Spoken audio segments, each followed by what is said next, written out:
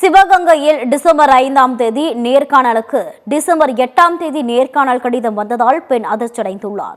சிவகங்கை மாவட்டம் சிங்கம்புணரி ஊராட்சி ஒன்றிய அலுவலக உதவியாளர் பணிக்கு திருமலைக்குடி கிராமத்தை சேர்ந்த மணிமேகலா என்பவர் விண்ணப்பித்துள்ளார்.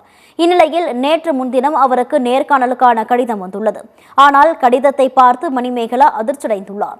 டிசம்பர் 5ஆம் தேதி நேர்காணலுக்கு டிசம்பர் 8ஆம் தேதி நேர்காணல் கடிதம் வந்ததால் இதுகுறித்து ஊராட்சி ஒன்றிய அலுவலகத்தில் முறையிட்ட நிலையில் இது தொடர்பாக விசாரணை நடத்துவதாக ஆணையர் தெரிவித்துள்ளார்.